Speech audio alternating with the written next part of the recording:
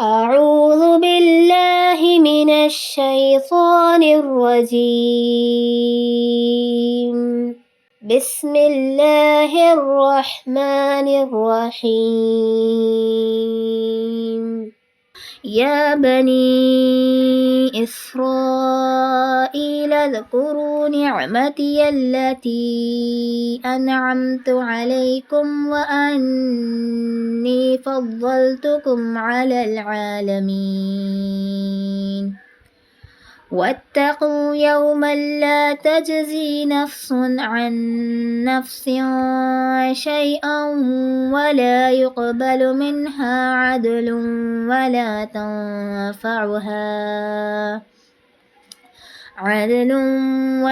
تنفعها شفاعة ولا هم ينصرون. وإذ ابتلى إبراهيم ربه بكلمات فأتمهن قال إني جاعلك للناس إماما قال لا ينال عهد الظالمين.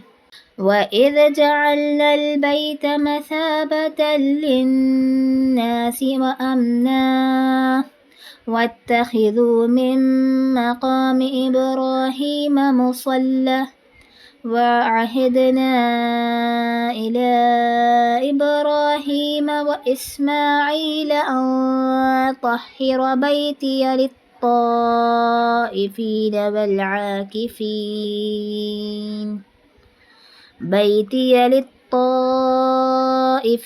والعاكفين والركع السجود. وإذ قال إبراهيم رب اجعل هذا بلدا آمنا وارزق أهله من الثمرات من آمن منهم بالله واليوم الآخر قال ومن كفر فأمتعه قليلا ثم أضطره إلى عذاب النار وبئس المصير. Assalamu alaikum wa rahmatullahi wa barakatuh. This is Munibah Khan and you're watching Duroos-Ul-Qur'an. Inshallah, in this episode, we will be discussing lesson number 16, Surah Al-Baqarah, Ruku number 15, the leadership of Ibrahim alayhi salam and those deserving his supplication. O Bani Israel, remember my blessings that I bestowed upon you and that I favored you over all other people. And beware of the day when no one will avail another in any way. No compensation will be accepted and no intercession will benefit it. Nor will they be helped. And remember when Ibrahim was tested by his Lord with certain words which he fulfilled and said, I will make you a leader for mankind. He said, and from among my descendants? Allah said, my covenant does not include the wrongdoers. And remember when we made the house Kaaba a focal point and a sanctuary for the people. O believers, take the station of Ibrahim as a place for prayer. We charged Ibrahim and Ismail to purify my house for those who perform circumambulation or stay for worship or those who bow down and prostrate. And when Ibrahim said, my Lord, make this a city of peace and provide its people with fruits, those of them who believe in Allah and the last day, he said, and the one who disbelieves, I shall make him enjoy a little, then I will force them into the punishment of the fire. What a terrible destination. These are the first 5 verses of the 15th ruku of Surah Al-Baqarah that are recited and their translation is presented. Let's reflect on these verses in detail, understand and seek guidance for them. These verses begin with the address of Ya Bani Israel, that is, O descendants of Yaqub alayhi salam. This call has been given twice before as well. It is also evident that the call and message of the Quran are for all of humanity. Still, the Quran also gives specific addresses to different groups of people as per the occasion and need. This is the third time that Bani Israel, the Jews and Christians, have been addressed in a specific way. The reason for this special address has already been explained in the previous lesson. Bani Israel once held a position that the followers of Muhammad ﷺ are conferred now, namely the position of leadership and guidance of the world. Bani Israel did not fulfill the right of this position, so it was taken away from them and conferred to the Muslim Ummah.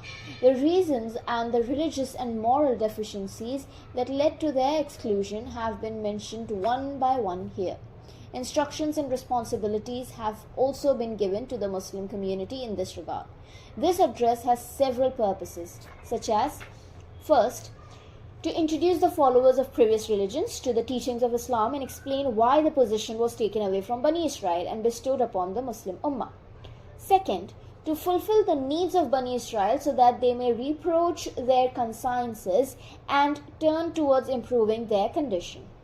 Third, to tell the people of the world what the fate of a nation is that, despite being the bearer of the religion of Allah, does not fully fulfill its duty. It falls into a deep pit of degradation and decline. Fourth, to warn the Muslim Ummah to stay away from the way of Bani Israel. Otherwise, Allah is the just judge. You will not be able to escape from His grasp either. Fifth, to show the people the role of those who fulfill the duty of Islamic invitation and those who turn away from it. One of the primary purposes of both the general and specific addresses of the Qur'an is to remind the people the worship of God is ingrained in the nature of humans. Human is the successor of God, both by nature and by Sharia. Since ancient times, Allah has taken the covenant of human beings, and all the prophets have called people to worship God, which is preserved in history. The Qur'an reminds us all of this. Every nation has received some special favor from Allah. The Qur'an recalls all of this. That is why it was said to Bani Israel, "Remember my special favors." Allah had granted preference to Bani Israel over all other nations. He entrusted them with the position of leadership and guidance of the world. However, they failed to fulfill their duty because their belief in the hereafter was corrupted. They thought that just as in this world, a criminal could escape punishment, by various means they could do the same with Allah. That is why it was said to them before.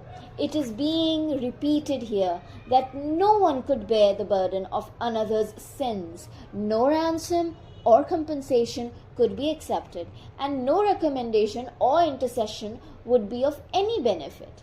No help can be obtained anywhere by the strength of human power. During the time of Nuh alayhi salam, the world was very small. However, it had become quite extensive during the era of Prophet Ibrahim alayhi salam. Ibrahim alayhi salam was given the position of leadership and guidance in the world, and this position remained within his Israelite branch for centuries. Now, this position has been entrusted to Prophet Muhammad ﷺ from the Ismailite branch of the descendants of Prophet Ibrahim ﷺ and his Ummah. The Prophet Ibrahim ﷺ's leadership is now vested in Prophet Muhammad ﷺ. This is the grace and mercy of Allah. He gives to whom He wills. Indeed, Allah has already declared beforehand that those who act unjustly will not be entitled to my covenant. They will not be worthy of my special favor as long as Bani Israel continued to demonstrate justice in their thoughts, views, actions, ethics, and conduct. They held on to this position. But the day they were found to be unjust, they were deprived of it. Hazrat Ibrahim alayhi salam and Ismail alayhi salam had established the center of the call to monotheism and Allah's worship at the Kaaba and sacred mosque. The Bayt al-Maqdis was subsequently established by their descendants, Bani Israel. Now, when the privilege was taken from Bani Israel due to their actions, it was deemed necessarily to change the center, that is the Qibla.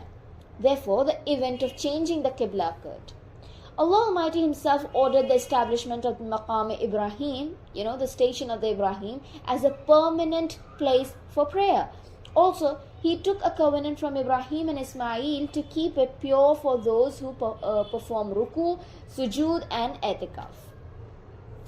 Hazrat Ibrahim alayhi salam had prayed for the sustenance of the Muslims in the sacred city of Makkah.